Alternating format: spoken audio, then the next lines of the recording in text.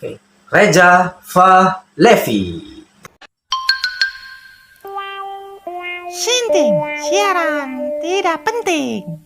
Apa sih keresahan yang ingin disampaikan seorang Reza kepada dunia tentang hal yang sedang dialami saat ini, Reza?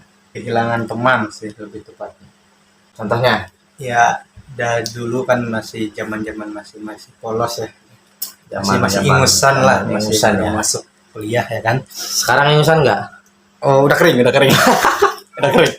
Zaman-zaman masih ya kita jalan masuk bareng gitu kan, ngobrol-ngobrol, bikin geng-geng gitu kan Di kampus di ya. kampus. Sekarang Nggak tahu itu hilang kemana, lenyap. yang hilang siapa? Rezanya atau teman-temannya? Dari kalau dari sudut pandang saya ya kan, mereka yang menghilang, tapi dari sudut pandang mereka saya yang menghilang. Oke. Sama-sama menghilang. kan? Sama-sama menghilang. Tentu saja sudah apa ya, ibaratnya rekor mungkinnya di kampus. Tuh, Semester berapa sih ujung nih? injury time, Injury time ya. end game. Udah detik-detik. Paham lah end game. Detik ya. Mungkin bagi kawan-kawan yang pernah merasakan, tahulah bagaimana perasaan Raja. Karena saya nggak pernah ngerasain, jadi gimana gitu, belum tahu. Makanya pengen nanya gitu, apa sih rasanya hal-hal yang sangat menakutkan di saat-saat seperti ini tuh apa aja? Di saat yang menakutkan antara berhasil lulus atau terlanjur lolos. Maksudnya gimana nih? Nggak ngerti nih. Ya, ketika kita memulai untuk siap berkuliah, otomatis kan kita pasti akan menemukan akhir dalam pembelajaran. Kalau tugas akhir itu kita sebutkan skripsi lah ya. Oke. Di skripsi itu kan kita diberikan tenggat waktu yang cukup. Nah, ketika saya ini merasa khawatir apakah saya bisa lulus ataupun lolos, ya wallahu alam, kembali lagi kepada yang mencipta dengan ikhtiar saya, apakah saya mampu untuk lulus atau memang terlanjur lolos. Lalu apa harapannya sekarang ini nih? Ya, harapannya bisa lulus sesuai dengan jalur dan bisa bermain kembali bersama teman-teman yang dulu setidaknya pernah berkontribusi dalam hidup saya. Oke. Contohnya, ini teman apa mantan apa pacar yang sudah terlalu lama dilupakan atau gimana ini? Karena nggak spesifik ini. Ya, untuk teman sih mungkin untuk teman sepermainan seperti bermain Engklek. ya motor keliling-keliling Banten ataupun mengerjakan tugas bersama dalam kelompok yang diberikan oleh dosen. Sebutkan orang namanya, nanti dikirim video ini. Siapa sih? Siapa Ya, orang itu? untuk kawan-kawan Ada nama-nama. yang paling berkesan ya, Hmm. yaitu ada Mbih Rosadi Mbih Rosadi, saya juga kenal itu. dan juga Yogi Adisaputra. Oke. Dan untuk teman sekaligus saudara jauh saya yang dari Cilegon ada Rani Fatimah. Rani Fatimah. Cewek ini ya. Ya, itu saudara jauh. Kalau dihitung ini kita ketemu gede sih saudaranya. Tahu juga ketemu Oke. gede. Jadi 3 orang nih ya, Rani, Yogi, dan Mbih nih ya. Yang paling berkesan dalam bentuk hal yang baik. Oke. Kalau yang negatif mah jangan. Jangan ya. Bukan negatif sih, tapi Nggak positif bisa dan diceritakan. indah gitu kan. Kalau yang negatif dan menyakitkan yang sekiranya tidak bisa diceritakan, aduh, janganlah. Ya nggak apa-apa sih. Susah masalahnya, ini bisa panjang lebar. Nah, selama menyendiri ini, saya yakin pasti ada orang-orang yang selalu mensupport, ya kan? Ya. Dan tentu saja ada orang-orang yang pasti membuli. Wah, itu.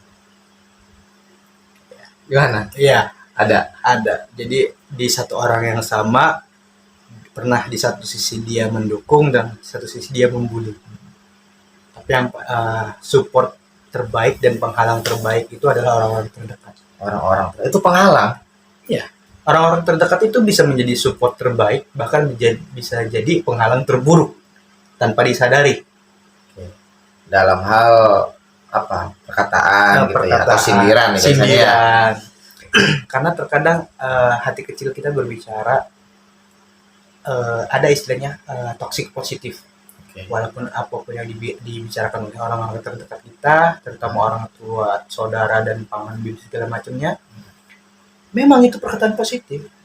Tetapi ketika hati kecil kita sedang tidak menerima masukan apapun, itu malah jadi tusuk positif, malah menjadi beban tersendiri, dan belum tentu semua orang pun merasakan hal yang sama tentang hal yang itu, karena proses yang dilalui pun berbeda sesuai dengan zamannya masing-masing. Mungkin di zaman mereka semudah itu, segampang itu, seenak itu, tapi di zaman saya beda lagi, dan di zaman di bawah saya pun beda lagi. Biasanya kata-kata mereka itu, kok nggak kayak si Anu sih cepet lah gitu kan. Ya, kenapa belum dikerjain tuh, si Anu aja udah lulus duluan, si Anu aja ini dan anu. Itu kan Iya, perbandingan yang perbandingan. kita sakit itu. Iya, karena sejatinya setiap orang itu tidak ingin dibandingkan, karena setiap orang itu punya pemikiran masing-masing, punya penilaian masing-masing, dan punya kemampuan masing-masing.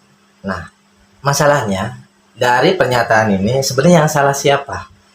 Apakah mereka yang mengatakan kepada kita, atau ternyata sebenarnya Reja yang belum siap menerima apa yang mereka katakan? Dua-duanya sih. Dua-duanya.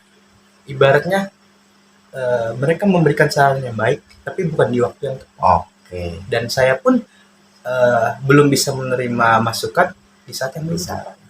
Jadi harus dua-duanya tepat. Iya. Dan kapan waktu yang tepat itu kan kita nggak pernah Iya, tahu. Tidak ada yang tahu, karena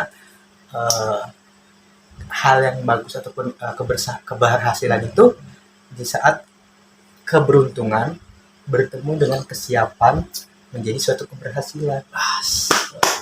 Karena kalau misalkan ada kesempatan nih, kita belum siap, itu nggak akan berhasil. Cuma ya. Ya. Nah, bisa juga kita udah siap nih, tapi kesempatan itu belum datang-datang, tetap juga nggak berhasil. Jadi ada jalur yang lain gitu. Kita tidak bisa memaksa. Jadi harus ada kesiapan dan kesempatan yang Di waktu yang tepat. Oke. Apakah yang Reja lakukan saat ini adalah dua hal itu? Ya. Kesempatan dan di waktu yang tepat. Dan saya merasakan secara pribadi atau secara subjektif, inilah saatnya ketika ilmu pengetahuan saya sudah mencukupi, dan mungkin bisa bertambah kembali, dan kesempatan puncaknya di end game ini saya insya Allah berusaha semaksimal mungkin. Tapi bukan karena alibi atau alasan malas kan? Ya. Gimana ini? Nah, kalau itu saya bisa Beda lagi nih. beda lagi. Jadi dibilang malas mungkin, iya bahkan. Tapi dibilang tidak mengerjakan, saya mengerjakan. Tapi kan tetap ada takaran dan ukuran dan waktunya. Nah. Kenapa tidak diselesaikan seperti kawan-kawan yang lain di saat waktunya sudah 8 semester lah gitu ibaratnya. Kemana itu selama itu? Kok tiba-tiba baru nongol lagi? Jadi menurut orang-orang saya menghilang, menurut saya mereka yang menghilang, ya kan? Nah, selama 2 tahun saya menghilang ini, karena keilmuan saya yang masih kurang dan saya waktu itu belum menerima hal tentang skripsi, dan saya tuh seolah masih, hati saya itu seolah menolak bahwa saya belum ingin skripsi. Belum bisa, ilmuwan saya belum cukup, dan akhirnya saya mencari kesibukan yang saya tidak ingin memikirkan skripsi sama sekali. Saya mencari sesuatu yang bisa mengisi kesenangan saya, mengisi kekosongan saya di hati saya, mengisi kantong saya yang bolong juga, memenuhi rasa nafsu untuk mencari yang lain gitu kan. Dan akhirnya sekarang sudah cukup, dan saya sudah merasa sudah siap. Dan insya Allah selesai. Amin ya. Berarti semua yang dilakukan saat ini dan akibat yang terjadi saat ini adalah sudah konsekuensinya sudah ditanggung pas waktu itu, dan orang-orang nggak banyak tahu mungkin gitu kan. Yang tahu ya si Numa males, itu mah malah kabur dari kenyataan kan gitu. Lari dari kenyataan. Padahal bukan itu ya. Karena sejatinya bahkan mungkin saya sendiri pun lebih mudah untuk menilai orang lain dan tidak ingin mengetahui kesulitan orang lain. Yang saya tahu hanya di mana dia memulai dan di mana akhirnya yang dia dapatkan atau dia capai, ya kan? dan tidak ada satupun yang peduli akan proses itu, entah itu manis, pahit, asin, manis, getir, pokoknya udah tidak ada yang peduli. Saya jamin itu, karena saya sendiri pun secara subjektif merasakan seperti itu. Jadi apa ya, menunda-nunda sesuatu itu bukan karena ingin nunda ya, Bukan. tapi karena belum siap aja. Bener kan? Siap. Kalau saya kayak nulis sama aja. Misalnya disuruh waktunya saat ini suruh ditulis gitu kan. Nah, nantilah. Bukan karena nggak mau ditulis, kayaknya timingnya belum pas gitu. Jadi nanti sabar. Gitu. Karena kalau diselesaikan saat itu, kayaknya nanti hasilnya buruk. Nah, Jadi ibaratnya mundur dulu nih kalau orang mau lari kan. ancang-ancang. Ambil ancang-ancang, nyari referensi, nyari bacaan lain supaya yang kita hasilkan tuh jauh lebih. Wah. Oh gitu Iya. Seperti ketapel ya. Lah, iya, Tarik ke bener. belakang. Kalau kurang ke belakang kayaknya kurang ada tenaga nih. Gitu. Ya itu kan. Iya. Karena nggak siap kan. Bukan karena nggak siap, tapi tidak semuanya. Saya harus ada klaim bahwa nggak semua juga seperti ini ya. Ada juga yang memang sengaja ditunda-tunda. Iya. Itu ada banyak. Bukan ada lagi tapi banyak. Jadi ada yang lulusnya itu 3,5 tahun atau 7 semester bahkan 8 semester ya kan. Ada juga yang end game seperti saat ini, ataupun ada bahkan di ada instansi ya yang sampai 20 semester gitu kan, karena tiap instansi beda-beda. Nah, ada yang bilang bahwa saya ini lulus tahun 7 semester karena ini waktu saya untuk lulus ya kan. Dan ada yang bilang saya lulus 12 semester ini kayak saya lulus ya, karena mungkin kesiapan mereka di saat itu, di saat 7 semester dan di saat 12 semester. Kalau dipahamin lagi, itu kesiapan mereka saat itu juga. Karena saya mempunyai senior nih, ada senior Banyak lah ya, salah satunya, tapi jangan sebut nama.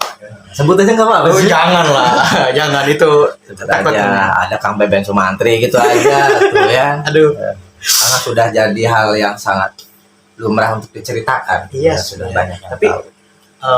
kalau Tapi misalkan sukses. iya, jadi gini loh, beliau-beliau ini kan, saya tanya kepada beliau-beliau ini kan, kenapa Kak ini? Karena saya belum siap. Nah, mereka bilang seperti ini. Ketika saya memaksakan lulus saat itu juga, Iya. saya tidak akan tahu saya bakal jadi seperti apa. Dan saya mungkin masih jadi pengangguran saat itu. Sedangkan ada yang fokusnya ke dunia pendidikan, ada yang fokusnya ke dunia olahraga. Dan setelah beliau-beliau ini keluar dari, lulus dari Untirta, dan mereka sudah menetapkan yang sudah siap akan lulus itu di semester muda ataupun di semester akhir gitu. Nah, kalau yang istilahnya memaksakan untuk lulus, Maksa tapi nggak jelas. Itu ya. sudah banyak itu. Nah. Dan banyak yang menanya, "Ja, ada kerjaan nggak?" Karena mungkin mereka melihat saya sudah ke sana Oke. Ya, kontesannya belum ada Ya, karena saya bukan berkecimpung dunia itu. Jadi mereka cepat lulus tuh bukan karena ingin mencari bukan karena nyaman karena sudah bekerja ya, pengen cepat lulus tuh karena malu sama banyak omongan orang. Ternyata setelah dia lulus malah banyak omongan, malah bingung. Jadi mereka memaksakan ekspektasi orang lain kepada dirinya, tapi tidak memikirkan bahwa yang menjalani kehidupannya itu dirinya sendiri. beberapa ya, nggak semua ya. Enggak Semuanya semua, ya. tapi kebanyakan seperti itu. Kebanyakan seperti itu. Oke, ya sudah 15 menit. Tadi kan kita ngomong waktu 10 Ya. menit ya. Ya, Kelebihan 15 menit kayak gitu.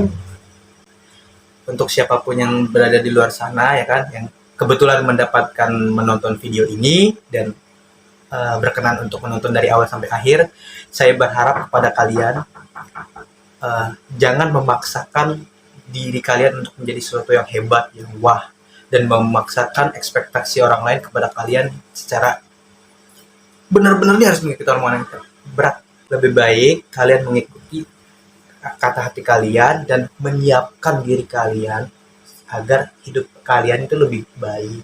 Tidak perlu banyak gaya, yang penting sederhana tapi hati kalian tentram. Luar biasa. Wow. Oke. Terima kasih Iya. Bapak Eja atas kesempatannya. Silakan lanjutkan perjuangan malam ini ya. Siap. Assalamualaikum warahmatullahi wabarakatuh.